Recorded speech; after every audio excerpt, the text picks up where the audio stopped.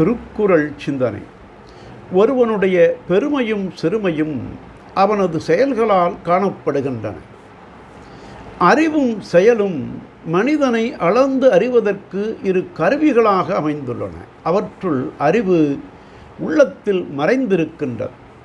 செயல் விழிதெரிய வெளியே புறத்தே நிற்கின்றது.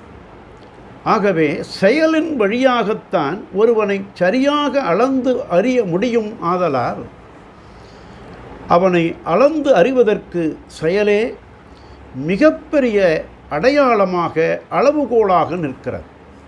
கல்வியால் பெரியர், செல்வத்தால் பெரியர், ஆற்றலால் பெரியர், அறிவால் பெரியர், அகவையால் வயதால் பெரியர் என்று பெரியர் பல வகையில் இருப்பார். அவர்களை அயலே ஒதுக்கி விலக்குதற்கு அவனுடைய செயலே நல்ல அடையாளமாக நிற்கின்றது. செயற்கரிய செய்வோரே பெரியோராய் உயர்ந்து நிற்கின்றார். அவ்வாறு செய்ய இயலாதவர்கள் எவ்வகையிலும் சிறியராகவே நிற்பார்.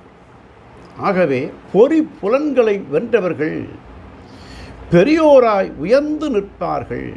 பொறி புலன்களில் வெறியராக அழுந்தி போனவர்கள் எவ்வகையிலும் சிறியோராய் இகழப்படுவார்கள் என்று தெய்வப்புலவர் நீத்தார் பெருமை அதிகாரத்தில் செயற்கரிய செய்வார் பெரியர், சிறியர் செயற்கரிய செய்கலாதார் என்றார்.